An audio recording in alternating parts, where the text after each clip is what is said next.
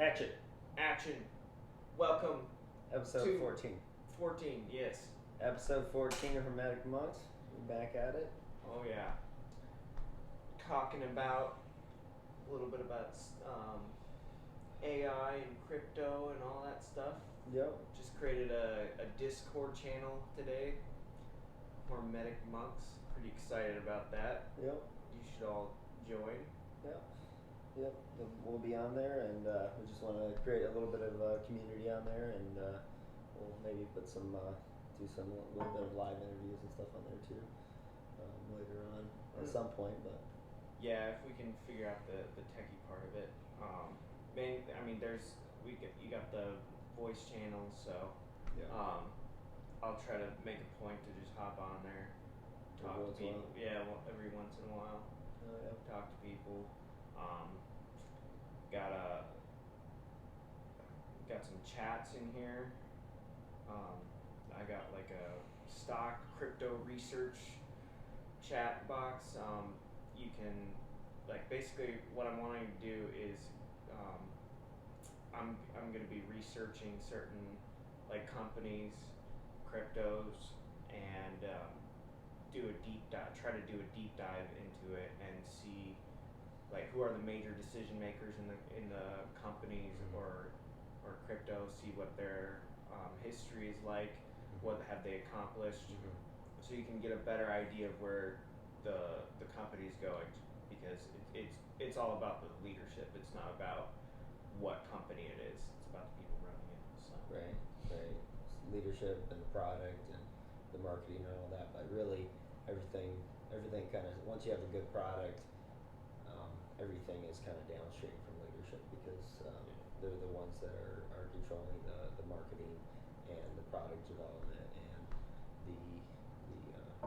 the organization as a whole, and just operational things. So if you don't have good leadership, then you're not going to have good employees, because everything's downstream from that. So that's kind of, we're going to try to put together kind of our investment thesis and look for companies, whether that's in the traditional legacy stock market or on the crypto, the kind of the emerging crypto market, and really not anything is off limits as far as investments. We're really looking to just seek for value wherever we can find it, and we just kind of want to, we're no experts by no means. We've already stated that really on everything that we've talked about, but we're kind of dipping our toes into investments is something that we already like and something we're already interested in. And talked about socialism versus communism and fascism last week, and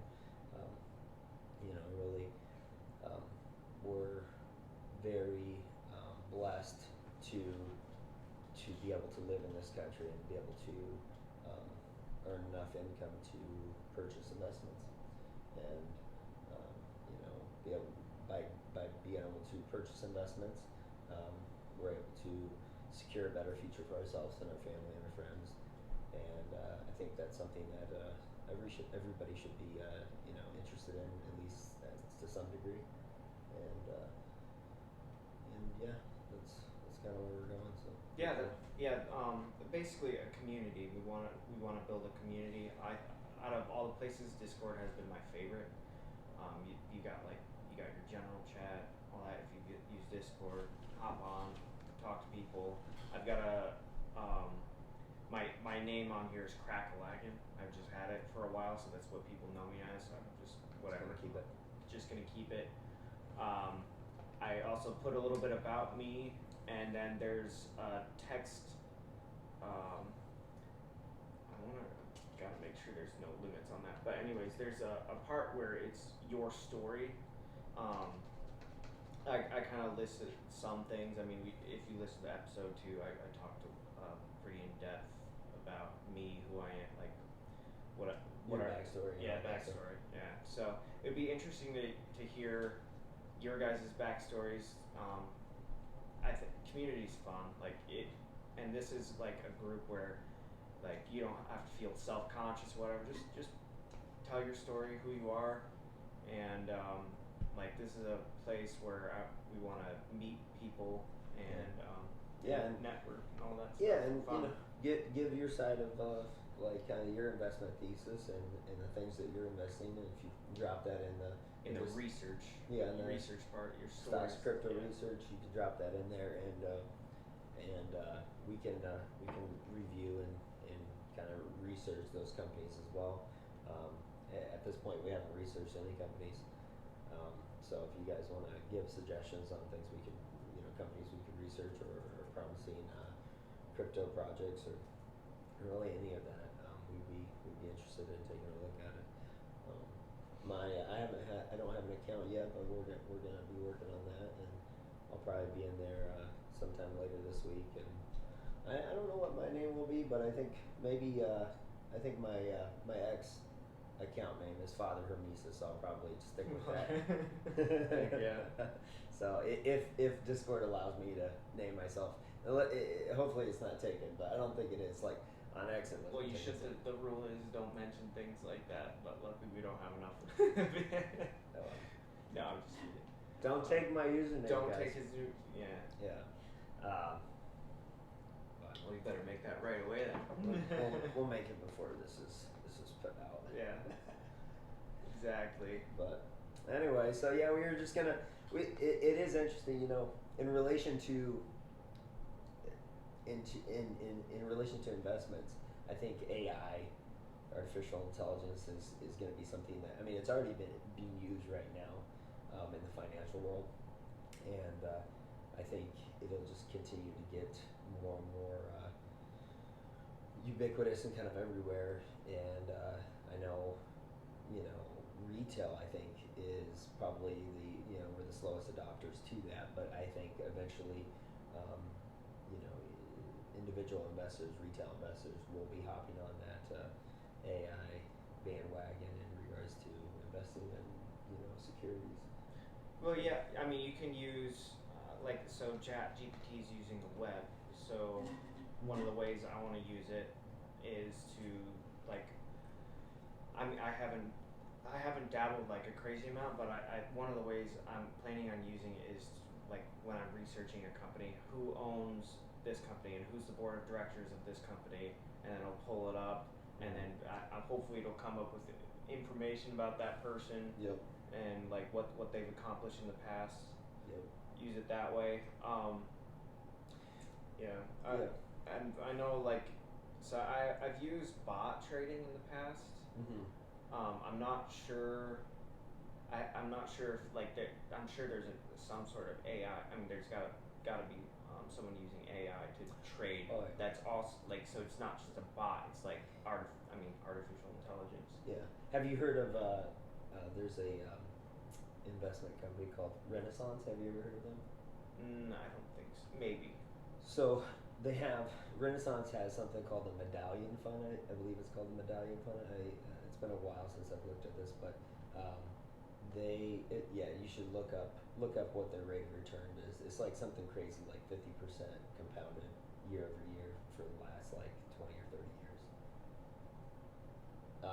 Anyways, but they use a lot of AI and those types of technologies. So that's interesting. Yeah, but you can't gain access to their fund. Yeah.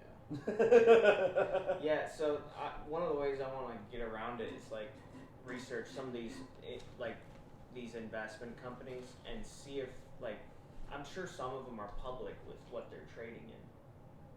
Well, you gotta be public, but if you can kind of if it's a public company, you're not having your funds directly managed by them, but you can see what they're investing in, and then hop on I'm trying to remember that guy's name. I've listened to that podcast. I know Bill Ackman. Bill Ackman. Yep. Bill Ackman. So Bill Ackman he's a legendary investor. And in fact, I think I listened to the same podcast that you listened to with Lex Friedman, right? Bill Ackman. Yeah. Yep. Yeah. And where I thought it was really cool how he talked about Carl Icahn. And Carl Icahn in that podcast, they were talking about it and how essentially when Bill Ackman was, I think, 26 years old, he started a fund. I think it was called Gotham, and and he had a situation where he was, I guess it went fairly well, but he decided to roll up his fund called Gotham, and so he was closing down shop, and there was a stock that he had. I don't know if he had options or he had ownership, or I'm not sure the details of the scenario, but he ended up making a deal with Carl Icahn that allowed Carl Icahn to say, and I'm gonna not be specific here because I really, but this is generally what happened. But I think he ended up like getting this company, Bill Ackman did, for $50 a share. He thought in like 6 months or 8 months or something, due to like a bankruptcy, or rather the company I think was in bankruptcy, and there was some information that he had that would seem to indicate that they were going to go through bankruptcy and actually come out on the other side. And so Carl Icahn actually or Bill Ackman said, he should be able to make at least 120 or something, $125 per share selling it. But his fund wasn't going to be around, so he actually sold those to Carl Icahn, and he said with the kind of reservation that if he made, I think, more than $125 a share, that they would split the profits. And Carl Icahn, I guess they wrote up a contract and everything, and then later on, like a year later, Carl Icahn sold that stock for way more than $125 a share. And Bill Ackman said, after, I don't know, it was like a week, he called up Carl Icahn. He said, hey, he said, are you going to, you owe me the split of the profits? And Carl Icahn said, oh, I didn't actually sell those. I like transferred those shares. I didn't sell them. It was like this technical wording. And Bill Ackman says on the phone to Carl Icahn, he's like, Carl, I'm gonna have to sue you. and Carl was like, he's like, good luck, or something like that, and hung up the phone, Anyway, so there's this lawsuit, and he drew it out for like something like 6 or 8 years because of how expert the lawyers on Carl Icahn's side were. Mm-hmm. But Bill Ackman ended up winning, but he didn't. He got like, I don't know, like $6 million or something, or $8 million. But it took him like 6 or 7 years to get this judgment. And Carl Icahn called him up afterwards and said, "Congratulations, Bill." He says, "I'm winning that judgment." He's like, "See, but now we can be friends. We can do investments together." And Bill Ackman said, "Go yourself." Jeez. And anyway, so then later, I don't know if you guys have heard Herbalife. You've heard of Herbalife, that company? Yeah. Well, Bill Ackman said that he generally doesn't short sell companies, but somebody came to him and said, "Hey, we've looked at Herbalife, and this is a straight up pyramid scheme." And so Bill Ackman did a bunch of research, and he ended up shorting it, and he ended up shorting it $1 billion. Shoot. And he said, I'm gonna short it $1 billion. He said, I'm gonna call some of my friends in the government, and we're gonna actually get them shut down, and we're gonna force bankruptcy on them. And so he said everything was going really well, and he said, and then all of a sudden somebody bought $1 billion worth of the stock. Oh shoot. And he goes, "Who did that?" And looked up Carl Icahn. Oh. and so it's like, this is like, legendary juggernauts of investing, just trading blows, And so Bill Ackman lost like $1 billion on that. Oh really? Yeah. He said that he's had, I think, 3 or 4 major losses, and he said that was one of them. And he said after that loss, he said he told one of his employees, he says, "I want you to go get a marble piece of marble," mm-hmm. And he says we're going to put together our thesis for investment, and we're going to chisel it on that piece of marble, and we're not going to ever deviate from that again. And he said, "We don't short companies." We don't short companies. Because it's super risky, Yeah. And he got burned bad, And he's like, "That's why I don't like shorting companies."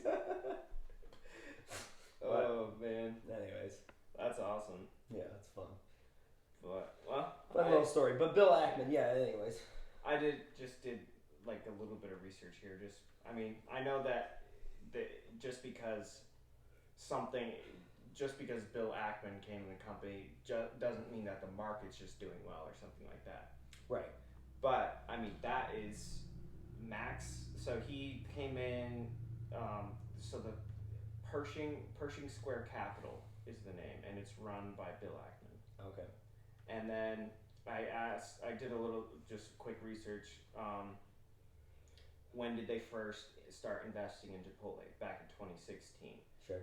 They buying just over 2.8 million shares, and yeah. Anyways, so I'm just looking at the stock, Chipotle stock now. Yeah. 2016. Yeah, it was at $400. Yeah, around that $400. Went down to like 200, like around 200 something. 270 or 270, and then now currently it's at 2,756. Yeah, it's a good rate of return. Yeah, not too bad. Not too bad. So I think that's where I'm leaning towards is like just keeping up with people like Bill Ackman, and like obviously like I'm gonna not invest like a large amount like my whole portfolio, right? But I think that would be a good like for me. I'm planning on I'm investing in Bitcoin and then like I don't know if I'll necessarily invest in Chipotle, but he seems to have a pretty good track record. He does. So I listened to him talk like on Lex Friedman, and I'm like, this guy sounds. He's brilliant. He's really, really smart. Yeah, he's and brilliant. The way that he comes in, like he'll like try to get the board members along, but if not, then he does like a pretty much like a hostile takeover, like or to revamp the company. Yeah. And I mean, when he comes to the table, it's like people freaking listen. So and the past history doesn't mean future results, but right. Then again, like it's the track record. So right. Yeah, and I think it is. I think you can really do well by looking at where the kind of leaders in the investment arena are taking things, especially if you feel like they have a good track record and a good history of making really good judgments and sound decisions. I do think though that a lot of times the way the news works is that when you find out that say Bill Ackman is investing in say Chipotle, not always, and not I don't think in this case because he invested in 2016 and it was like $400 and then went down to 270 and then went up to 2,700. Yeah, in 2 years, but I mean that's like building. Like 2 years, it easily could take that long. Right. No, that's not my point. Yeah. So my point is though in this case, like if you heard Bill Ackman was investing, you could have invested even a year later. Yeah, and been fine. You would have been in great shape. Sure. But I think that's not always the case. I think a lot of times what happens is, when Warren Buffett says, I like Coca-Cola or I like, this company, a lot of times the price just goes up. Just artificially. Just immediately. And then because everybody's jumping in because everybody knows Warren Buffett, they know his track record, they know he has sound, good business acumen. Yeah. And then by the time you get in, pretty much most of the gains that are to be had in that stock have already been baked in. And then at that point, Warren Buffett goes, I need to exit. Maybe not in the case of Warren Buffett because he is more of a long-term buy and hold investor. But I think with a lot of things, it does end up like that. Plus, it's crazy with the amount of capital Warren Buffett controls.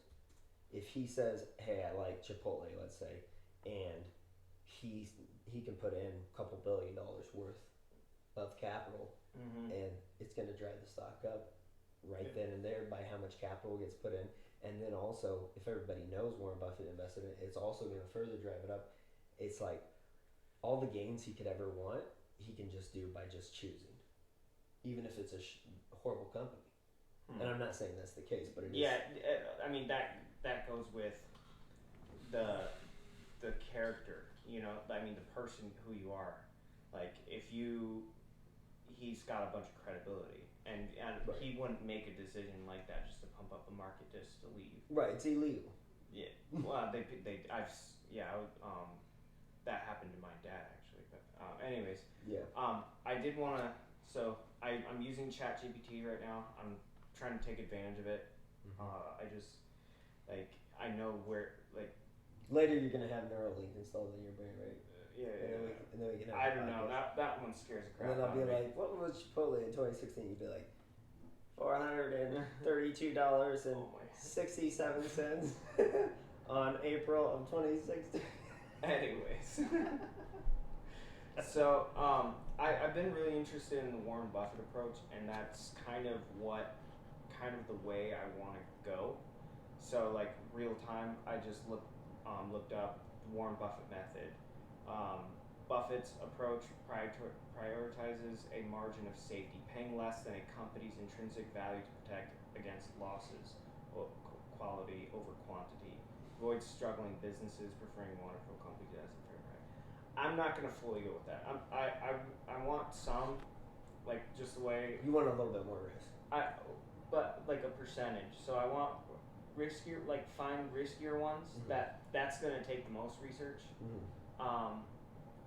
Because you gotta really, there's less information, so it's going to be harder to research those. Right. But then you got kind of stable companies. I want like probably 2 or 3 companies that pay dividends or whatever. Yeah. And like I also want some that follow the market, and I want some that do the opposite of like a typical like following the stock market. So just because, does that make sense? Like I want Sort of, yeah.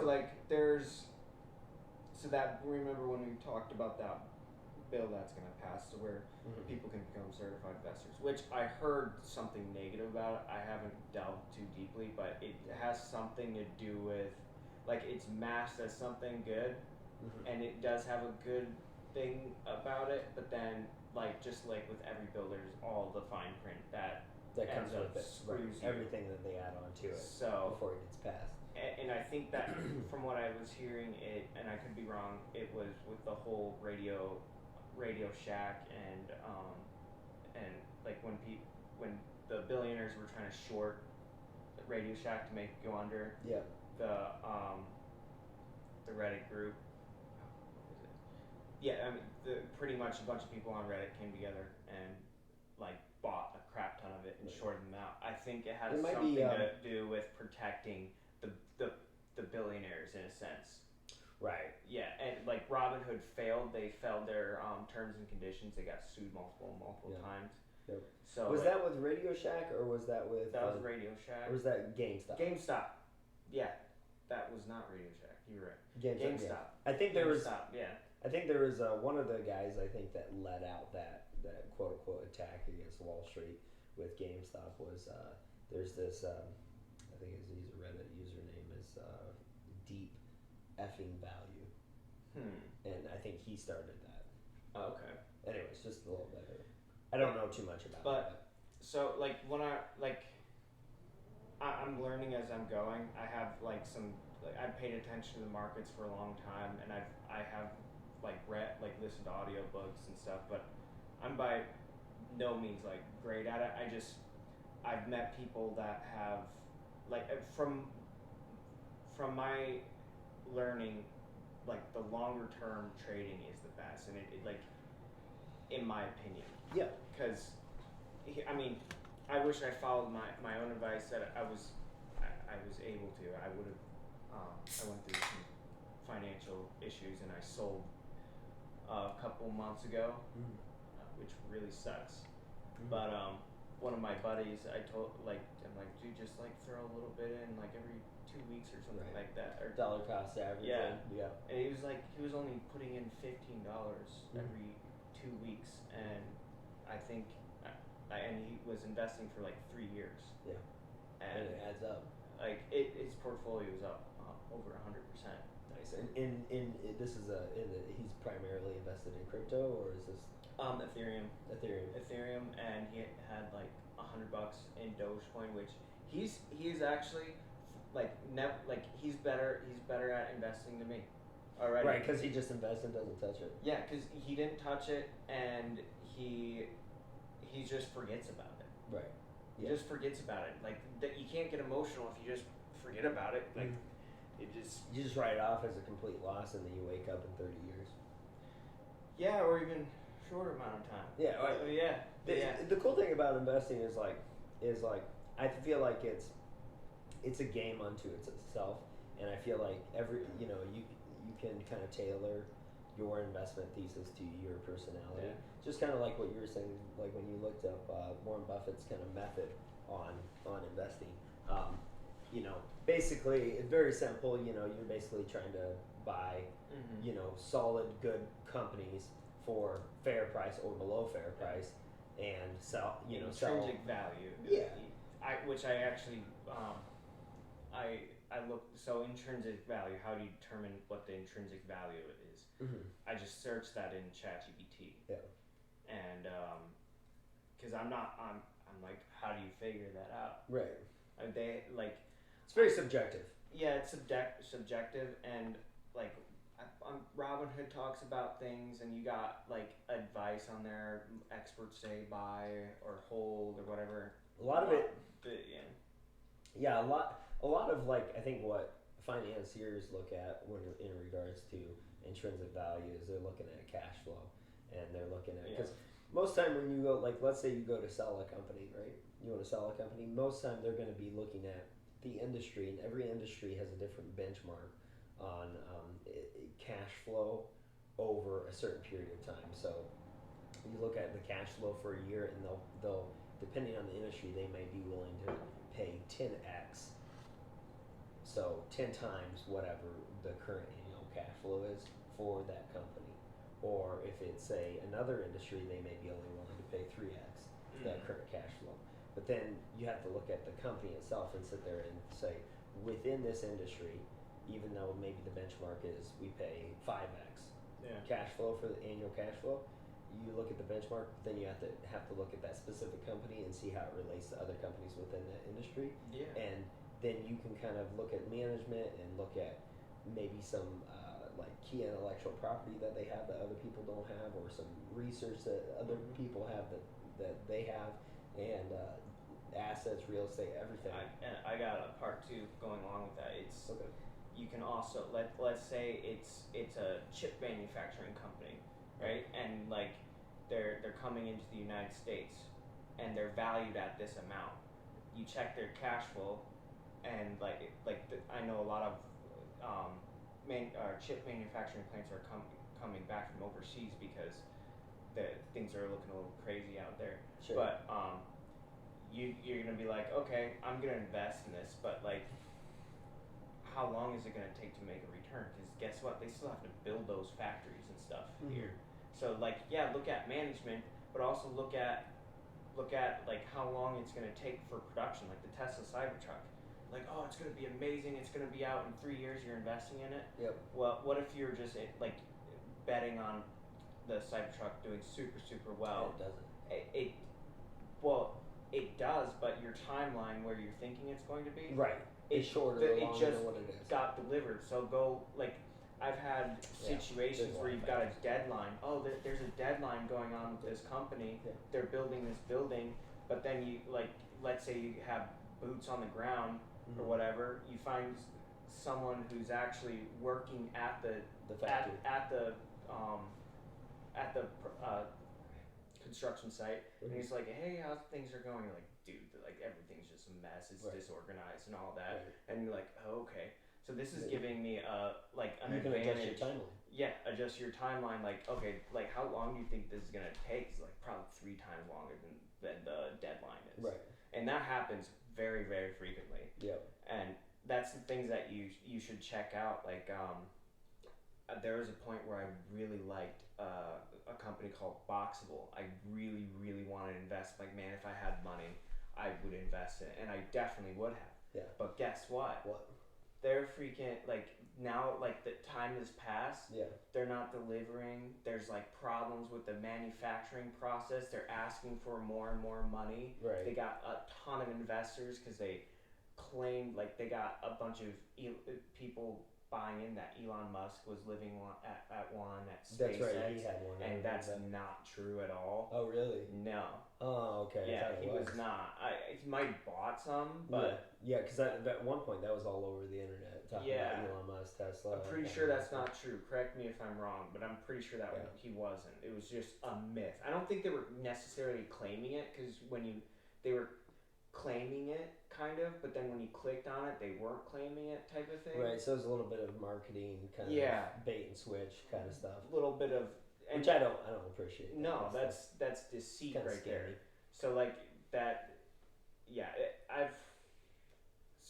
Boxable, not interested in investing in that at all now, because it looks like basically kind of what I got into with a drop shipping company. There was so much hype, so much excitement, everything, but they kept on accepting more and more people, and they raised the price from 15,000 to 20,000 to 30,000. Right. Like they were just bagging tons and tons of money, right. And like then the people turned on each other. Like they were selling products on my store like for the same price as what they were getting it from the website, so there's no profit margin. Like just crazy stuff. Some asinine stuff. Yeah.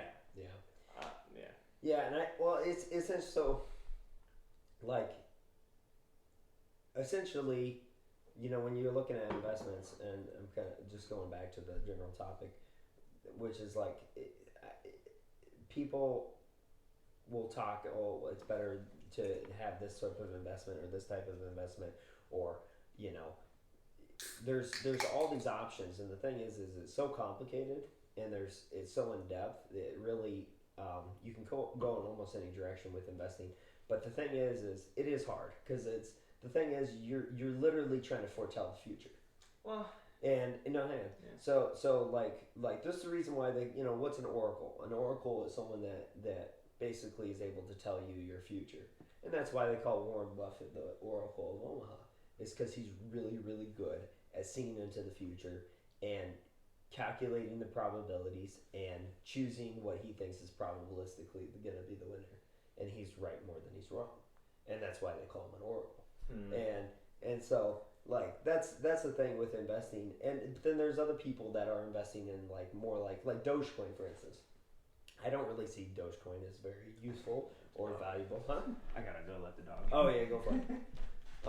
But yeah, I don't really see Dogecoin as very like useful cryptocurrency, but it has a lot of hype around it, and it has a lot of I guess energy or attention from the marketplace, and so it continues to oscillate in this very volatile fashion, and I think that if you look at that, you can make a lot of money doing that, just investing and being right on your timeline and saying, okay, I'm going to get out at Dogecoin at this point. I think there's going to be more hype coming in the future. Like prior to Elon Musk going into SNL, there's a lot of people investing into Dogecoin because they felt like Elon Musk was going to mention Dogecoin on SNL and it was going to pump Dogecoin. And if you can get that timing right, you can make a lot of money. But I think it's extremely hard. I think there's more luck to it than there is actual like skill or know-how. And so a lot of people will get burned trying to do that type of investing, whereas Warren Buffett is more like, it's more tried and true, and it's also, you have a higher probability of being right over a longer time frame. And if you're looking at actually picking valuable companies that produce valuable goods and services to people and that have a long outlook in their corporate structure, and the management is looking to the future and really trying to solve real world problems. You're trying to build basically. So like day trading and all that, it's parasitic. So it's trying to take value out of the system, which it actually doesn't work out most of the time. Like there's very very very few day traders. Well, I mean, there's a lot of day traders, but very, very few successful day traders. Correct, but if you look at it, because I looked into this space for a while, and I've done some day trading, I would say by and large I'm probably just even on all the trades that I've ever made. Um, so the thing is with day trading, yes, only like depending on what statistics you're looking at, it's around 10%, maybe 5%, maybe 4%, but between probably 4 and 10% of day traders are actually successful day traders on a long time frame. Let's look this up. Yeah, go look it up. And so, but if you look at that and you look, wow, that's daunting. That is ridiculous. I don't want to put my life into something like that. You would be probably less than 1%. Where is this from? This is Ramsey Solutions. He's anti Bitcoin, anti. Oh, Ramsey, yeah. That I don't know if I would take that. Yeah. But the thing is real like, answer, roughly 10 to 15% could make some money, but not enough to make it worthwhile. Okay, but let's even go with that. Let's say it is 1%. I don't really care. I don't really buy that, but let it. I do. I think. I mean, day trading is it. Sure. I've done a decent amount of day trading. Sure. Like I had everything set up, like when I was like 24 or something like Sure. that, and like basically you're looking at you're looking at the only that 1% or whatever that that is all they do, like all they do. Mm-hmm. If you, I mean, I'm sure there's some genius out there that has figured out a way to not make it like that. But that is all they do. But you're essentially what you're saying is that you're a failed rapper or failed wannabe YouTube star or failed because all those people, like if you look at what percentage of rappers make it to where it's an actual viable career and they're making even $50,000 to $60,000 a year, you're looking in the sub 5% range. Yeah. So if you look at artists, painters, sub 5%. If you look up like there's many industries where there's successful people making a good living, and it's just that only 5% actually make it and 95% fail. Yeah. And so if you're amongst the 95% of that have failed, of course you're going to feel like it's not really real or it's not really viable. Basically, I'm just gonna say like I'm not like me personally. I've already lost money doing day trading, like messing with that. I'm not interested in doing. No, and you don't have to. So I'm like basically what I'm gonna be focusing on. Maybe I'll do like a small percentage, like weekly trades. Yeah. Like riskier, like weekly trades. Yeah. Some options, very very low amounts of money. Yeah. But that I'm gonna be doing a lot of research, or using my previous knowledge that I have from altcoins, Bitcoin, and mining companies. That's what I'm relatively familiar with. Yeah, the patterns. I can kind of almost feel it. Yeah. Since I've been following it since like 2011, I believe. Yeah, 2011. Yeah. And then 2017. That's the first time I believe it went to 18,000. Okay. And then 2021. What went to 18,000? Bitcoin. Oh, Bitcoin. Okay. And then 2021 was the last time. Was it 2021?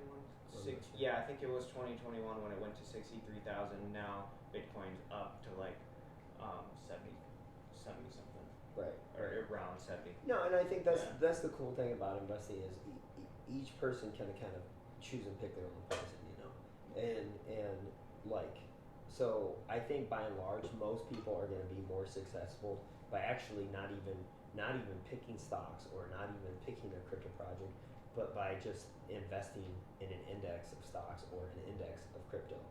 Basically, just a broad index of crypto and just dollar cost averaging and not worrying about it. Because where are you getting that from, though? You think that most people would be successful just doing index? Yeah, so that's actually if you look at Warren Buffett had a bet. He had I think it was $1 million bet, or it may have been a little bit more than $1 million bet, with any hedge fund manager, and he basically said he bet any hedge fund manager $1 million that they could not beat the average return of the S&P 500 over I think a 1 to 5 year period, and he won that bet. Because it's actually very hard to outpace and outbeat just the general S&P 500 index. If you just invest in that, you're getting about 8% return on investment, and you are far better off doing that than investing with the majority of hedge fund managers, because they go and they try to pick the stocks and they're constantly rebalancing their portfolio, and oftentimes they're wrong, and they end up actually extracting an additional fee from you for managing it, and so it's like a 2% management fee, and you'd be better off without that management fee and just investing in the index and not spending all your time trying to figure out which stock to invest in and trying to be right in that regard, and you just invest in the American economy is what Warren Buffett suggests.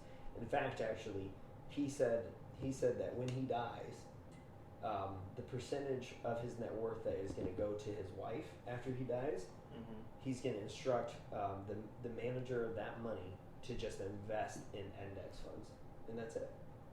That's all he's going to do, because he believes that for the majority of people, they can't accurately pick pick stocks and actually outpace and outstrip what just the general S&P 500 is going to return. So on. Yeah, but Warren Buffett has been wrong about some things. So I've. No, I'm just telling you, kind of. Like, I'm not trying to compare myself, say I know anything compared to Warren Buffett, but I mean, Bitcoin, he was against Bitcoin. I completely disagree with him on that. I'm just kind of giving you like some foundations of what I believe in regards to that and why I put that forward. Yeah, I don't know. I think that. I mean, researching the people that are running companies, I believe that you can outperform what he's saying. You totally can. But I'm just saying that it's a minority of people. You really have to put in a lot of time. Yeah. Into researching, which is what we're looking at doing. I don't think. See, this is the thing: is I think you can become wealthy by investing in stupid things like Dogecoin, and you can become wealthy by investing in really solid companies. It's just a different strategy. Different strategies. The thing I just got Warren Buffett's book, and I've heard a lot about Warren Buffett before and know like certain things. Yeah. But I like his approach. I want to learn from him, but I also there's another side of me that gets excited about I would love to get to a point where I can angel invest. Like that's my dream. Like Absolutely. Finding and potentially like my ultimate dream would be to create a team myself. Yeah. And like I'm just like a backer, really, right. Because like I know, like I don't think at this point I don't have, I have never been a CEO or whatever, but sure. I've had management experience, and I feel like where one of my skills is seeing potential in people. Sure.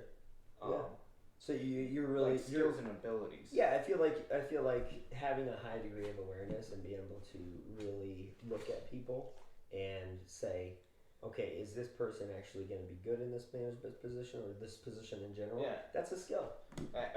Honestly, that's one of my biggest dreams, straight up. Yeah, it's like be an angel investor in projects. It's just fun. I mean, angel investing though, I think Google. Yeah. Like 1 out of 20 businesses actually succeed, but if it's technology, but if the technology business does succeed, usually they exceed like massively big. Right, exactly. So it's kind of like with angel investing. Let me just kind of, for those of you who are watching that don't really know, angel investing it's looking at startups and small private companies that are just getting started, and you have the capital to go in, and maybe you put in capital for an equity position, or you actually exchange an equity position for advising.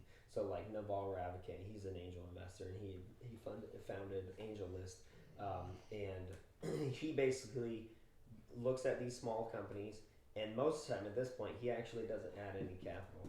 What he adds is advice. He basically consults with them on the direction of the company, and through that, he's able to gain an equity position in the company, and the majority of the companies that he invests in are actually going to go bankrupt. But there's going to be that 1 in 20 small business that actually basically skyrockets, and it's able to return all the money that's lost in the other 19 companies.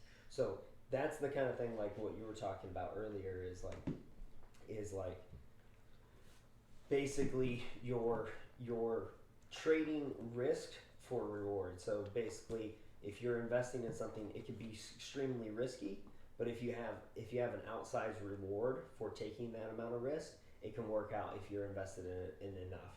By distributing your investments across 20 different small companies and having all those companies be extremely high risk, but then the reward, if you're right on just one of those, is enormous. You can actually cover yourself, and it ends up being not as risky. And that's a particular strategy that's being employed there. Yeah, and like, so I just want to like share my thoughts on like the riskier side of things. Like, those are fun, but I think it can be more like gambling, and it's gonna be like definitely a smaller percentage. Anything that's like risky. The other stuff is gonna be more like stable investments, like long-term investments, stuff that has been around for more than 10 years. Oh yeah, but just a second.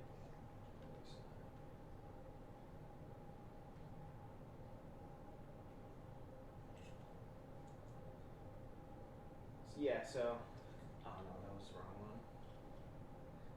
Oh yeah, I was looking at the bill as information.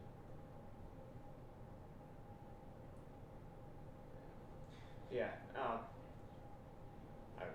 lost what I was looking at, but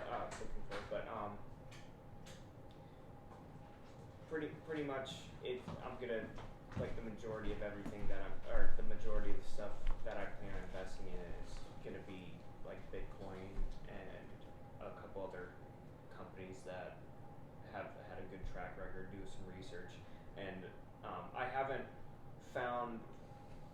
I'm planning on looking at like Bill Ackman's like fund and see what he's gonna be investing in, and then I don't know, do research on my own, and then potentially add it. I'm looking to add a couple different ones. So yeah, if you guys like, if I'm wanting to like in the Discord group, any recommendations of stocks that you guys are really bullish on, that would be pretty cool if you enter in like information about that, your research and stuff. So yeah, and we'll probably end up putting out what we're investing in, and then it'll be fun to kind of see and track it over the long term to see how each one of us are doing, and probably as we get more into this, we'll probably each of our investment strategies will evolve, and it'll just be interesting to take a look at the differences and whether each one of us are up or how much we're up. Yeah, it'd be fun. Yeah. And like one thing though, I have noticed, because I've been in a bunch of different crypto groups, is there tends to be like a certain amount of like hype. It's a lot of emotions, and from my experience, I could be wrong, but I have just this gut feeling now. Whenever I see like hype, it's usually I don't get excited about that stuff at all anymore, because I used to buy into it, right. But what tends to happen, like I see it all the time on like X. People will be like Dogecoin, and it starts to spread, and then everyone gets excited. I just saw it with Bitcoin, and it actually does kind of work. Like, I don't know, but usually what happens in the crypto world is it'll spike, and then people have FOMO, and then they buy in, and then that's exactly what it's like. Which, by the way, I'll be open. I just did buy some Dogecoin. Okay. How Um, much? I bought like $100 Okay. for it, Yeah, but just something. it's like, but I'm honestly prepared for Dogecoin to drop back down to 6 cents. Yeah. I think it's like at 14 or whatever. Yeah. I bought around like 14 or 15. Yeah. But the only like I'm in my mind like this could literally just be a hype. But I mean it typically follows Bitcoin, but also like altcoins don't typically start really popping from like looking at stuff They lag. until like after Bitcoin has gone up. Right. Right. So, Right. but that's in my mind. I'm kind of almost breaking my own rule because like typically you just like the hype. I'm like I get disappointed every time Bitcoin goes up because you like I haven't been like invested. So don't be me. Like it's like Well, I think steadily like because your cost average.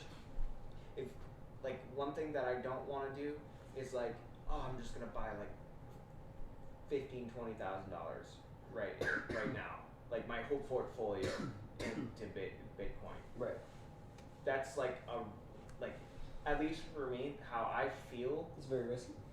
is like because I've done this before. Yeah. When I was younger, I bought like a bunch of Bitcoin Cash or whatever. Yeah. Because I bought into the hype when everyone was buying into it. It was up, and everything's just positive. You're only hearing positive. Yeah. Be fearful when people are not fearful, and be excited when people are fearful. Yep. That's a and- Warren Buffett. Yeah, Warren Buffett. Yeah. So like, I just think the cost dollar average, like where you want your cost dollar average, like averaged, which means like, for at least for me, buying like weekly or something like that over a whole year. Right. Because you're not good at it. Typically, whatever you're feeling, like investment wise, that you do, typically you're wrong unless you're an experienced investor and you're not even going by emotions. You're really like just Well, you're actually when you do dollar cost averaging, what you're doing is you're actually this kind of parlays into AI, but you're being more like a robot than you are a human. Yeah. Because humans are susceptible to emotions, and so with humans, it's like when something's hot, when there's a lot of energy in a particular company or a lot of hype around a particular company, then humans emotionally we want to go towards that. Yeah. And that's what you want to avoid. And we're not really good at picking when to get in and when to get out. And that's actually the difference between someone that's a day trader. So like the way I look at it is like day trading is extremely risky. Swing trading is slightly less risky. And then long-term holding is the least risky. And as you move this way on the spectrum, you have to be better and better at knowing when to get in and when to get out. Mm-hmm. Whereas over here, you're letting all these small little oscillations take place, but really, over the long period of time, you're going to win out because the trajectory of investment is just going like this versus all over the place. All these little small oscillations you're able to just weather, and you're not even thinking about. Yeah. Yeah. If your emotions are tied to whether the stock is up and down or down, that means that it's not good. Well, yeah, and it also means that maybe you have way too much. You have too much invested. Yeah. You really should only be investing the amount of money that you're willing to lose. Yeah. Because nothing is guaranteed in this life. So if you're investing if you're investing $20,000 into Bitcoin and you're like, okay, I should be able to make $30,000 if Bitcoin goes to $80,000, bro, not good. Because now what happens if Bitcoin goes to 60,000? Now you lost money, and now you actually have to. You can't hold it. You can't just be a diamond hands and hold it. You actually have to pull that money out and use it for your lifestyle. Yeah, which really hurts. I've done that before. Even if you think, hey, this will go up long term, but I can't. I have to pull it out because I have my rent to pay, or I have this, that, and the other to pay for. And that's where people I think get burned is putting in way too much. there's a lot of pitfalls in investing. Yeah. And emotions, you know, or what's that? There's that saying, um, time in the market is better than, I don't know. It's some basically axiom that talks about that. It's better to have time in the market than basically continue to go in and out of the market. Yeah, exactly. I mean, literally, I'm not like being truthful. Is I have recognized a pattern because my life has like been like not like I've tried so many different things. I haven't been like super. I've been focusing more on my career, but like my investing life, like I've pretty much almost invested at the wrong time, almost every single time. Correspondingly to your life. Yeah. Yeah, because you'll like invest and then something It happens. seems like my life correlates really well with the with the crypto market. It's like when the crypto's market is down, you also need money at the same time in your life. Well, I keep on and you don't have it. No, what happens is I've invested when it's down, and I make a little bit, and then like something happens, which I'm investing wrong because you shouldn't. You're investing more than what you're prepared to lose. Yeah, well, at the time it's like Anyways, I've been like I literally took out my crypto because of extenuating circumstances. And now it's popping. 4 months. And now it's 4 months ago. And now it's popping. And my portfolio would be like double what it was. Mine's similar, except for I got caught up in the whole BlockFi FTX thing, so that was fun. Yeah. Which at least I got out of $1,500, I got $1,000 back, which there's people that have it worse. That's exactly so. But thank you, Sam Bankman-Fried, for that. Yeah. Shout out to you.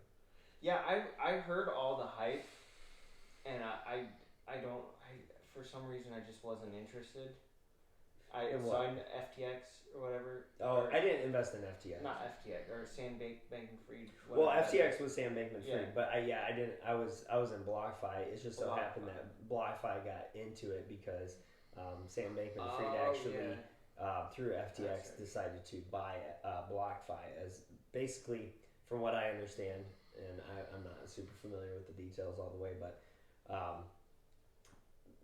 so there's Alameda Research, which Sam Bankman-Fried started, which was like an investment fund. Mm-hmm. And then there's FTX, and then FTX was an exchange, right? Yeah. And so Sam Bankman-Fried actually created all this FTX coin, and then what he did is he went to Alameda Research, his other company, and said, hey, will you loan me money against the FTX coin that I have?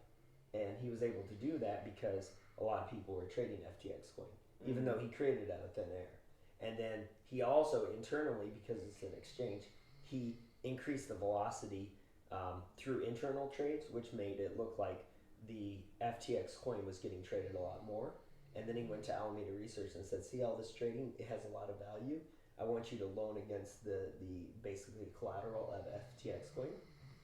And instead of getting like, on a house, right? The bank is usually willing to lend 80% loan to value, right? And in this case, it was 10x the collateral he had. So he was able to put up like $1 million and get 10 million loan on the collateral of $1 million. Jeez. Even though FTX coin really wasn't worth anything. And he was able to do that because he owned both. And then what happened is he started to get into a lot of financial trouble. And in order to keep this whole racket going, he because I think he owed BlockFi some money or something like that. He ended up saying, "I'll just buy BlockFi." And he was like, "Okay." So then, from the finances that he got from Alameda Research, part of that, and so then he bought BlockFi, and then he was trying to keep all this going, and then it all crashed. And because I was invested in BlockFi, I wasn't really invested in BlockFi. I didn't buy BlockFi as a stock, as a company. I just had crypto in BlockFi that I was sitting. Part of it was just an account that I had in there, and then part of it was interest. interest. It's like BlockFi's like Coinbase. BlockFi is kind of like Coinbase, but you have the option of basically loaning loaning crypto to get interest on your crypto. And so yeah. I had I think it was about It's basically like a bank like hold like when you have your money inside the bank, they're using your money. That's right. So yeah, and I had like 500. I forget the details, but I had like $500 in just an account in BlockFi. But then I also had like $1,000 in the interest account. Mm-hmm. And the interest account, since you're loaning it, it's not really yours. I mean, it is, but it's not. And since it's on their platform, it's not. And so I was getting interest on the cryptocurrency that I owned. And then what happened is that all went belly up, and I got the $500 immediately back, basically because it wasn't being loaned out. But the $1,000 that I had loaned out in the interest account, I only got half back. Jeez. Yeah, and that there's no government Legislation, like not legislation, but regulation. No, but like you have banks got up to $250,000. Oh, FDIC insurance. Yeah. There's no FDIC no insurance. FDIC. Yeah, exactly. So that's actually really really interesting. I'm glad you explained that, because that is something to be aware of. That like yeah, I'm aware of it, but like real world like Coinbase, that's that would be a good thing. I'm curious about to research to see if they've got any insurance to back that. I think because I like Coinbase. I listened to the creator of Coinbase on a podcast. He sounded really good. Really good. I liked him. Yeah. But that would be a good like a good thing to research, and also Robinhood, because those. I mean, like Robinhood. Yeah, I don't. Yeah, they did after what they did with the whole yeah. GameStop thing, it was essentially counter to their whole name. Yeah. Which is Robinhood is like Robinhood of Nottingham Forest is like basically robbing from the rich and giving to the poor. And essentially what they did is paused all trades on GameStop because it was hurting the hedge funds too much. And they did that illegally, and they kind of got slapped on the wrist for it, but still, a lot of people are done with Robinhood. Yep. Yeah, I really want to switch. I mean, I don't know. I've been using figuring it out. I've been using Webull, which I've used it, and I don't know. You didn't like the user interface, probably. It wasn't very intuitive. It's not super user friendly, and I mean, if you put the same test with Webull, would the probably they probably do the same thing. But it's just the spite. I just don't like. I agree with it. I agree with it, and I know there's. Webull might have done the same thing. I just haven't heard about it. So. Well, I think the thing is like all of our generation was on Robinhood. Yep. And like all the Wall Street bets and all that stuff, it's like, yeah. Yeah, but. Yeah, I don't know.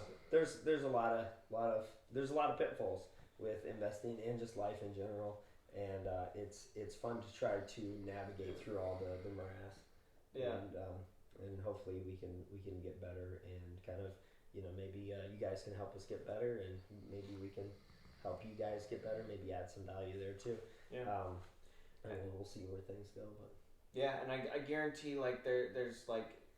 If we get some of my friends on here, I know like a lot of you probably are going to know more about like options trading and all that stuff. Yeah. But like, I mean, I'm more interested in the long term investing, but I will play around with options too, just because it's fun. It's fun. I mean, I got an option out right now. Yeah, it's exciting. Yeah. I'm more interested in the longer term. I mean, it's less risk, less reward potentially, but. Right, but over the long term, you should come out ahead. But that's at least where statistically it looks like long term investors do. But I will do some shorter ones with like a little bit of money, just because it's fun to do. Right. And if you can, like, I'm just like I've been in the crypto market for a while, so there's just certain trends that can be fun to try to find. Yeah, definitely. And like I mean, I did a ride option last week, which went to 0. Yeah. But Right. it was $25, but I'm like, here, I knew that like this is $25. I'm not gonna see again, probably.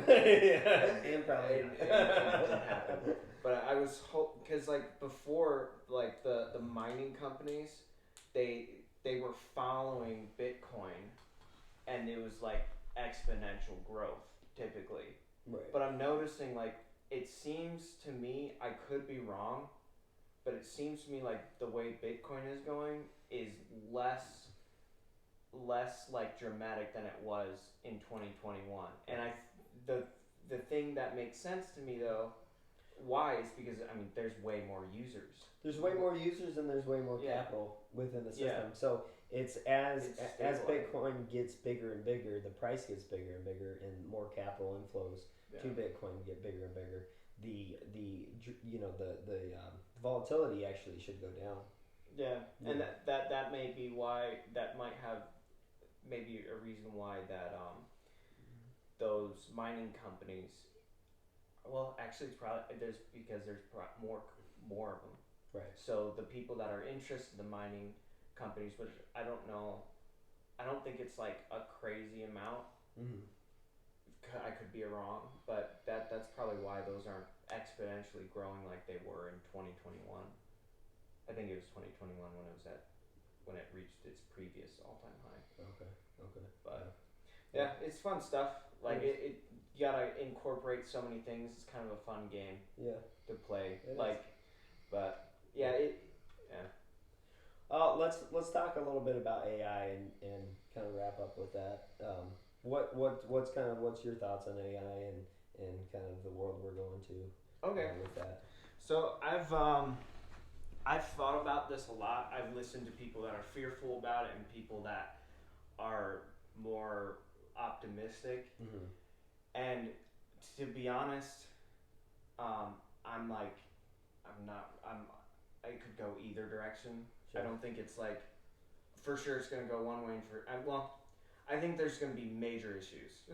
Let's be honest, because I was just listening to a video, that podcast you sent me, with the two guys talking about the AI models on Snapchat, or the AI like on Snapchat. Like, was that with Joe Rogan? Yeah, those two guys.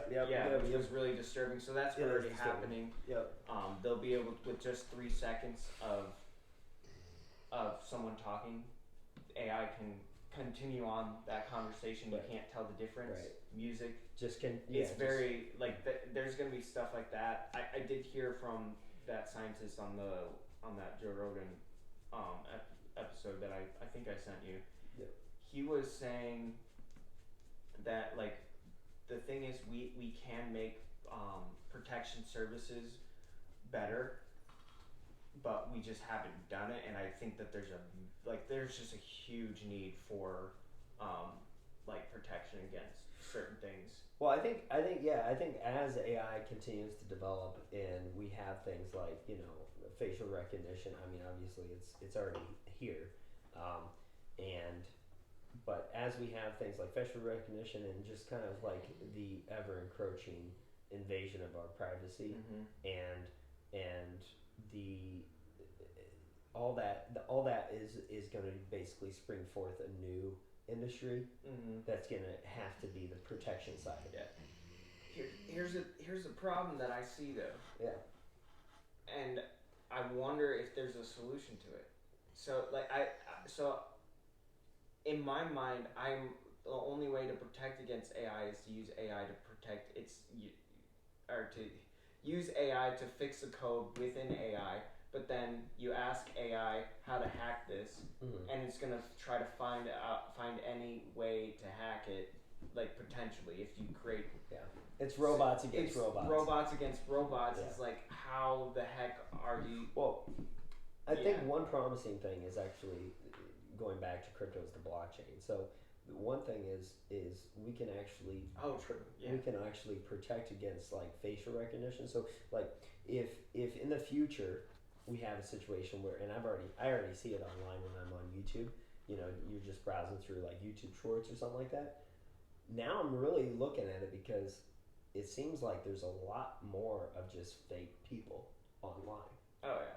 Just an absurd amount. And then also like fake interviews with Joe Rogan interviewing somebody else, and they're having a conversation. And in the beginning, it was obvious and kind of like humorous because you could see that it's AI generated and it was funny. But now it's getting so good that it's like, oh wait, Joe Rogan said that? I don't think Joe Rogan would say that. Yeah. And then you look it up and it is like, no, he didn't say that. And so, but in the future, if you have a platform like YouTube and it moved entirely to the blockchain, that's where you could actually really secure somebody's likeness, somebody's voice, and all that stuff. Yeah, there you go, tying it all in. Yeah, it really does. No, it's full circle. Yeah, that's why the blockchain, it's going to be a must because it's internet, web or whatever. That's what they're trying to do is, and with the crypto world, is create a new internet kind of like Everything's gonna move. Everything's gonna move over to blockchain because then you're actually gonna be able to be like, okay, I'm not gonna just go to YouTube. I'm gonna go to YouTube on the blockchain and I'm gonna search Joe Rogan's account and I'm gonna be able to watch Joe Rogan's videos and I can verify that it's Joe Rogan by looking at the blockchain. Yeah, you pretty much you got AI to verify that it is the blockchain. Right. And it can't be decrypted because there isn't enough computer power to decrypt it unless supercomputing exists. Why did I not make this connection before? It's wild, right? Because like this is what I heard about this like years ago, but it just escaped my memory. Yeah. And in my mind, I'm totally forgetting about the whole reason behind blockchain. Now, what gets scary is if we have quantum computing, and then quantum computing with AI is able to hack the blockchain. That would be scary. It would be scary. But then we could actually create another blockchain, or we update the current blockchain. Like as far as like you can actually update Bitcoin's current blockchain if you have over 51%. And that gets into a whole, I think actually Michael Saylor, which I need you to get. Everybody should watch Michael Saylor. I think he's brilliant. But he talked about Bitcoin updating its security with a soft fork on Bitcoin, and he said it's very doable and it's not that hard, and he thinks it will be done. Well, yeah. Michael, I just looked him up so I can research him later. But he's great. So and the thing is though, like in my mind I was thinking, well, supercomputing is kind of like far off, but actually it's, from my understanding, the way AI is going, we're headed towards a singularity event where you usually can use history to predict the future in a sense, and we're like in one of those black swan events where it's not predictable at all, because like it could be so drastic that in 10 years from now you won't be able to tell what's real, what's not. Well, it's not. Yeah, that too. But like, the technology could increase so rapidly with AI, because if you break past the barrier of, if AI breaks past the barrier, you know how like if you pick something up, for a human it's really easy to do. That's like that. We're way smarter than just being able to pick up a cup. Yeah, like real world things AI struggles with right now. Simple, basic tasks. Yeah, which was interesting. Just to kind of a side note. Yeah, I think it was funny how originally they predicted that AI would displace all the blue collar workers, and then it would go towards the white collar workers, and then at the last it would go and displace like artists and stuff. And actually, what it's doing is it's the reverse of that. It's actually displacing artists, videographers, photographers, writers, and it's going backwards. So it's actually displacing a lot of those artists and a lot at the creative jobs, and it's displacing a lot of the white collar workers, and it's hitting the blue collar workers last, because AI is not good at that yet. Yep. Which is good for blue collar workers for once. Yep. Yeah, it is interesting. The singularity. Singularity. Basically, like, and if you break. Yeah, go ahead.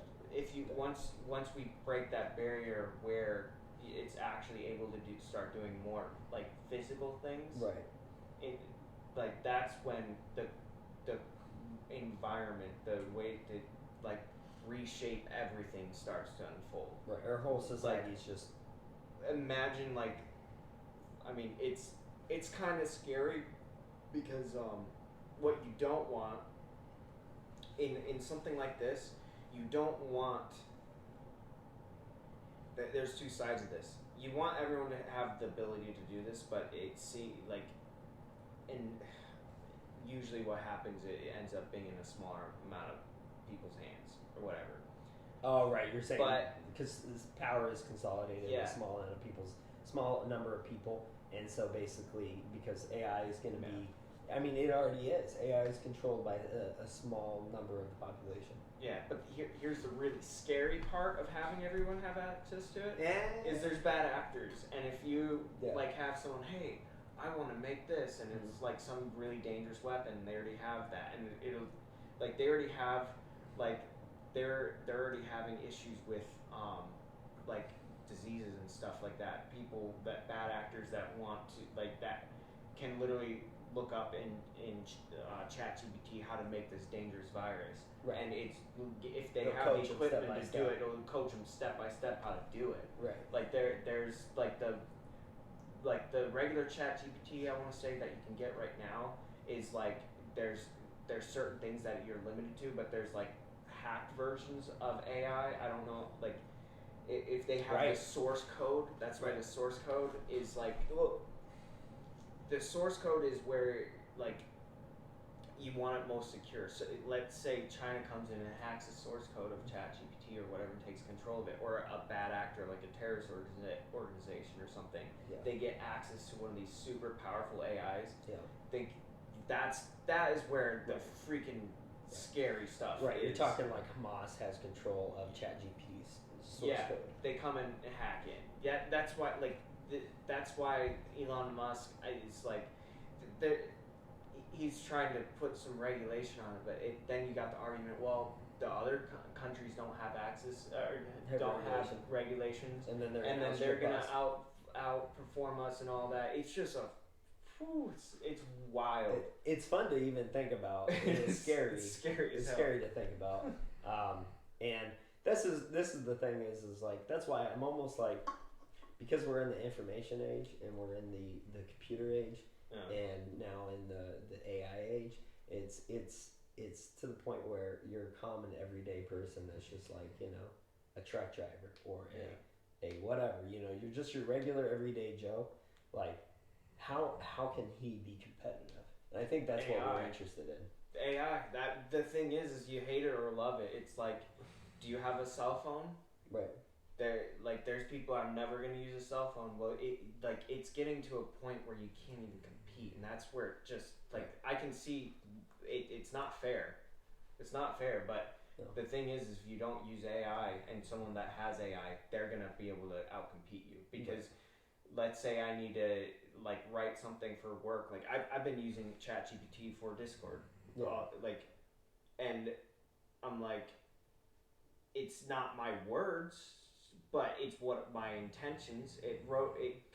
I was able to kind of get the outline of what I wanted, and then I just kept on tweaking it, and I'm like, okay, that's acceptable. It gives you like the base structure, and then you read it, and you're like, basically, but I want to change this, and this. Yeah, and it does. It's not perfect yet, but it's freaking amazing. Right. It's better than having a professional writer. Right. Because it's in like a couple seconds. You have access to the best scribe on the planet. Right. Because like you just input little things in, and then there you go. Well, and I'm kind of searching for an analogy, and this is not a perfect one, but it's essentially like paramount to your everyday Joe going, oh, well, I'm in the era of, you know, horses and carriages, and, you know, this guy Ford just came out with a car, and I'm not gonna have a car. Well, that's fine for so long. Yeah. And then eventually the business or the person that actually obtains the tool outcompetes the person that doesn't, and on and on and on. And AI is just a tool. It's arguably it is arguably, and I agree with it. I think it's the most powerful tool that has ever existed. Right, for our time. Ever.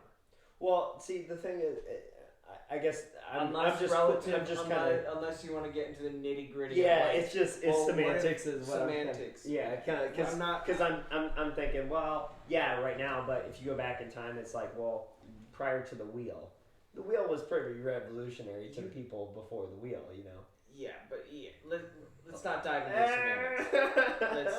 I don't want to. But it like, let's say. I mean, I listen to at this point in time, it's the most powerful tool that we have. Period. Yeah. It's. I mean, utility wise for work or whatever, or like even getting. I know it's crazy getting advice. It sounds stupid, but like honestly, I've heard YouTubers ask it advice, and that's like some of the best advice I've heard. Yeah, because it has the compressed knowledge of like humanity from the internet. It's wild. There's so many questions that you can ask it, and then it'll come up with certain things, and it's like, wow, like how to start a podcast, like, or how to talk about AI. Like it listed a bunch of different things. I mean, it wasn't perfect. It's not like unique, right. But you can critique it and press more unique answers out of it by inputting like different questions. Different questions and stuff. Well, you know what's interesting to me, and this is just a thought I had, which is okay, let's say that everybody is using ChatGPT, and this continues on to the future, and it becomes more and more to where pretty much everybody is on board with using this AI. Mm-hmm. It almost is like, I don't know if I'm going to be able to put what's in my brain out, but I'm going to try to communicate what I'm thinking, and it's a really rough idea, but like it's almost like siloing people and people that, because now AI is the authority on everything. It's siloing the best information from the best people into one place, kind of, maybe. It is, but what I'm saying is not completely. It's going to be to the point where, you know, if you have a group of people in a room, right? Mm-hmm. And say you're talking about tile, right? Yeah. Well, the guy that owns his own business doing tiling and has done it for 40 years, everybody's probably going to defer to them in regards to an authority on that subject. Mm-hmm. So it's like, hey, I have an idea. Hey, I have an idea. Hey, I have an idea. What do you think? John the Tile Man, right? And that's what AI is going to be. Everybody's going to be deferring to AI as the authority on pretty much everything. And I think that's good in a lot of ways, because John the Tile Man probably does know most things in regards to tile. But then it also comes to the point where there may be someone in the room that has an idea that doesn't align with John's ideas, and it may so happen to be that this other person is right, but it's not going to be tried by anybody else in the room, because everybody's going to defer to John as the expert. And I wonder, on a global or national basis, if everybody in the future defers to this AI, that there's going to be people that are kind of, their ideas are discarded, because everybody's going to say, okay, you're just a person, we're deferring to the AI. Mm-hmm. And good ideas in the brains of people, because that's where all intelligence and creativity comes from, is going to be discarded. Just a thought. Well, the thing is we're getting to the real abstract. Like, can AI? That's where I like to go, baby. AI be truly creative? Well, are we truly creative? Right. Well, I think we are. It's just a question, though. It's like, well, is AI just based off of coding and like numbers and all that stuff, and can it ever truly be like an original creative idea? Most humans, they're creative, right. But there's only a select, there's the 1% that struggle through and become rappers, and I think that all humans are creative. It's just to what degree? And on what topic? I think all humans are creative, but let's say the fundamentals or education or whatever, or what learning, not education, like Well, it's data input, Was it- data output, right? yeah, yeah. But anyways, that's getting into another thing. Well, but, yeah. let's. I just want to push on that just a little bit because I think it's interesting. I'm. It's probably a little too abstract sometimes, but like data input, data output. So like if you think about it, your brain is just a filter. So any creativity that you have is going to be generated by your experiences and the filter your brain, right? Yeah. And so your brain is inputting all this data and it's filtering it and rearranging it into certain orders, and then it's outputting this data, and then some people look at it and say that's really creative, right? Or that's a really cool idea. And AI is going to be doing the same thing, but it's going to be doing it on a way bigger data set, which is basically the entirety of the internet, and it's probably going to be able to output a lot more creative things, and it's already proving to be very creative, even against arguably really good writers, because it's using the data from other really good writers. You know? Yeah. And so but it still remains to be seen whether I don't know if AI, just from the entirety of all the data that's on the internet, can fully encapsulate all of human experience. What are you looking up, loser? This is also like very interesting. This is like such validation of the hate of the school systems. Oh, okay. In the late 1960s, since we're talking about creativity and AI, I just had to go to this. Sure. In the late 1960s, NASA was keen on hiring innovative minds to achieve this. They sought to understand the nature of creative genius and commissioned a study led by George Land. The focus was on young children aged 3 to 5 as they embarked on a journey to decipher creativity. A group of 1,600 kids enrolled in a Head Start program were subjected to a creativity test initially crafted for NASA recruits. The results were startling. 98% of these youngsters were labeled as creative geniuses. However, a follow-up revealed a concerning trend. The genius tag dropped to 30% at age 10 and further down to 12% at age 15. When compared to adults, only a dismal 2% maintained this level of creative genius. George Land didn't stop there. He took to TEDx Tucson stage to share these findings. Basically, he argued that this educational model promoting simultaneous divergent and convergent thinking was a major culprit in the decline of creative genius as children transitioned through school. Right. So school is chopping the creative genius out of kids. I wonder if that's what Jesus was talking about in the Bible. He's like become like a child. Because no, I'm just kidding. Kanye is. Yeah. Well, no. It is true, because it's like I think for myself, like, and this is an experiential evidence or data set here, but like from me prior to college to me after college, I do think that college tends to basically say, like, these are the borders, stay within them. Yeah. Right? And creativity is all about thinking outside of the rules. Yep. It's like thinking outside of what we already have laid down and what has society told us. These are the rules. Don't go outside of it. And creativity goes outside of it. Yeah. And then we reward the people for going outside of the box. Yep. You know? Yeah.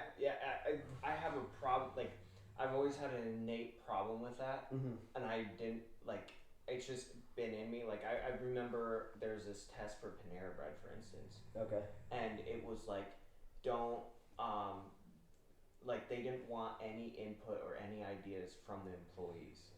Oh boy. And I had a problem with that. I'm like, I do not want to work for this company because of that. Yeah. And creativity has been really smashed down. Well, this is interesting.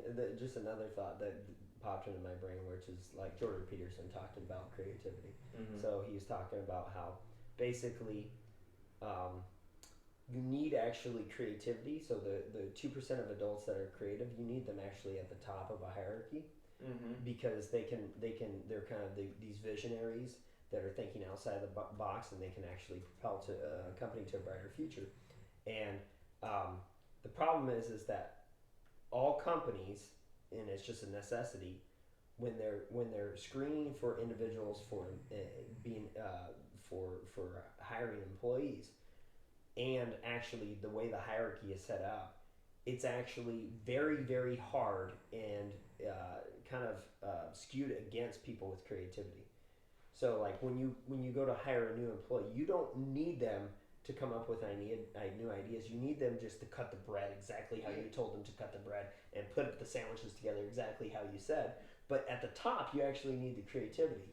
And the problem is that most companies don't have enough creative people at the top, because you need to go from being an entry level employee all the way to the top, and that's almost impossible the way the hierarchy is set up. And here's Just I gotta go to the bathroom okay. quick. Go ahead. Here's the thing that I love, like one of my optimisms about AI and taking away some of these jobs, because we're meant to be creative. And I have the fear, and a lot of people have the fear. Well, like if AI is taking all these jobs, well, they're gonna take the menial jobs first, I think. Or I mean, well, that's we just mentioned that with the blue white collar or whatever. It's actually taking their jobs, but there's a lot of mundane jobs that nobody likes to do, and that to me, I mean, I wouldn't want to do them. It's not interesting to me. I get that it can instill work ethic, but what if we like explore the genius in people? Like instead of this is what you're supposed to do at this time, whatever.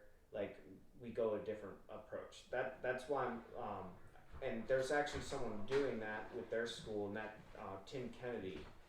Tim Kennedy has a school that I think it's their second year, but they're trying to expand expand really big, like really fast, and I'm in full support of it. From what I've been hearing, I've listened to like 2 podcasts he's been on, and basically what they're doing is that they're not hiring people to be teachers. They're hiring them to be like guides and mentors, and they're like having the kids think. They're like evaluating their classmates, evaluating themselves, and evaluating the teachers too. Yeah. Like the kids are almost like in charge in a sense. Yeah. Like 9-year-olds, and that sounds crazy, but like, have you ever like instead of treating a kid like they're a kid, like treat them like they're an adult. Yeah, they love it, and they like you treating them with respect. Like kids are really really smart, and they catch things that other people don't, especially when you're trained mentally at a young age to not think. You're I don't know where this study came from, but there was a study that I read a long time ago that said that your highest fluid intelligence is actually around 14 to 15.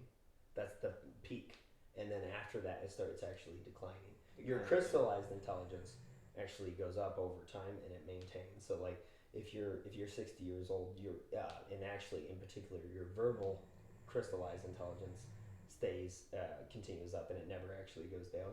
But most other things go down.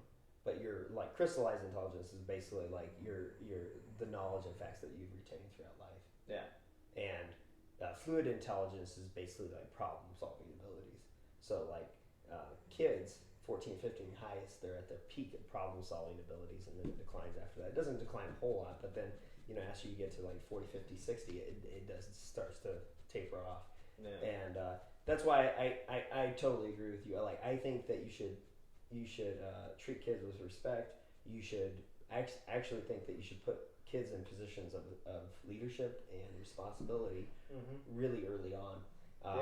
And I think that's something that's missing in our society. I think a lot of times we just say, hey, you're just wait until you get older. Just wait until no, they need to do it now. Yeah, and the thing is like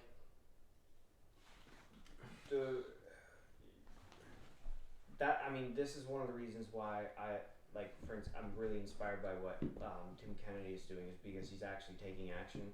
There's a lot of people that it's like putting responsibility on other people. I hear that's like, who's gonna fix this? Who's gonna fix this? Right. and those are like, you need to be a free thinking, independent individual, because you are trained in a sense to, like, who's gonna fix this, who's gonna be a leader, Right. and no, but we're it seems to me like it's just a bunch of followers and not leaders. It is, and it's also like this whole thing where like it's like I think because of the way society is structured, and I don't know if it could be different, but I think it might always have to be this way in some regards. But like we talk about all these really complex subjects like AI or communism versus socialism or this versus that or whatever, and when you're younger, 14, 15, you're at your peak intelligence, and they say, oh, I want to be insert this, or I want to solve this problem, and you go, you're not gonna be able to do that. Many people have tried this, many people have failed. You think you're gonna do it? It's like this you're giving them negative feedback on actually trying. Yep. Yeah. And that's unfortunate. And I think most of life, and I think I learned this late in life, and I'm continually trying to push on this, but it's like most of success comes from failing. Yeah, failing and learning. Yep. I mean, it's one of the it's nice when the best way of learning, like Alex Hormozy was saying, is like by learning from what other people do. But I think one of the most effective ways is like until you've had enough pain of going through difficult situations. Yeah. Then it's more motivating to actually learn from other people. Right. Well, and I think too the really smart parents will teach their kids, hey, or I like Will Smith. Will Smith had a quote which is like fail first, fail often, fail forward. Mm-hmm. Right, and it's like that totally makes sense. Where it's like if I would go back to when I was like 10 years old, I would sit there and say, you want to do something, do it and fail, and do it again and fail more. Just fail often, fail first, be the first one to fail. But just make sure you cover yourself and you don't fail too much or too bad. Right. Especially investing, right? Yeah, because here's the thing: is like I took advice with that business, and it's taken me 3 years to recover from it. And I put too much faith in other people. Right. That was my downfall. I was listening to these people, and I wasn't thinking for myself. Right. Yeah. Because it's really easy to I'm just going to put all my trust in this other person. You look at someone like Bill Ackman and you go, oh, this guy has it all figured out. I'm just going to do whatever he says. It's like, it's a good, kind of, like, you should go in this general direction, probably. But the thing is like, especially with investing, it's all on you.